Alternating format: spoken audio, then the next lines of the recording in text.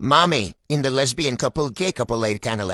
ஆமா மாமே, அவங்க மொத்தமா இந்த உலகம் புல்லா வந்துட்டா என்ன மாமே ஆகும்? அப்படி வந்துட்டா என்ன ஆகும்னு தெரிஞ்சுக்க நம்ம ஒரு எக்ஸ்பெரிமெண்ட் செஞ்சு பார்க்கணும் மாமே. என்ன எக்ஸ்பெரிமெண்ட் மாமி அது? என்ன மாமே இங்க கொண்டு வந்தத? நம்ம அந்த எக்ஸ்பெரிமெண்ட்டை இங்கதான் மாமா செய்ய போறோம். எப்படி மாமா செய்ய போறோம்? இங்க இருக்கிற டைம் டிராவல் மிஷினை யூஸ் பண்ணி கே கப்பல் ஒரு உலகத்திலையும், லெஸ்பியன் கப்பல் ஒரு உலகத்திலையும், ஸ்ட்ரெயிட் கப்பல் ஒரு உலகத்திலையும் இந்த டைம் டிராவல் மிஷினை யூஸ் பண்ணி அங்க அனுப்ப போறோம். அனுப்புனதுக்கு அப்புறம் என்ன மாமே ஆகும்?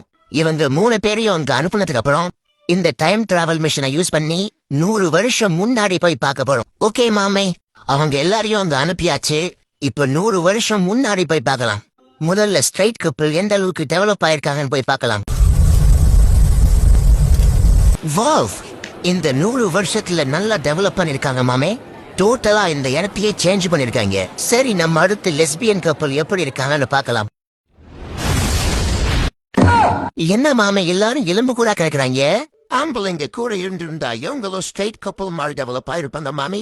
அப்ப கே கப்பல் நிலமா? ஆத்தாடி ஆத்தா, என்ன மாமே இவனவனும் எலும்பு கூட ஆயிட்டாங்க. அந்த பாரு, சாவும் போது கூட ஒருத்தன் என்ன பொசிஷன்ல படுத்திருக்கான் பாரு. பெண்கள் கூட இருந்தா இவங்களும் ஸ்ட்ரெயிட் கப்பல் மாதிரி டெவலப் ஆயிருப்பாங்க மாமி. அப்ப இதுல இருந்து என்ன தெரியுது? தனியா போய் ஒன்னும் புளுத்த முடியாதுன்னு தெரியுது.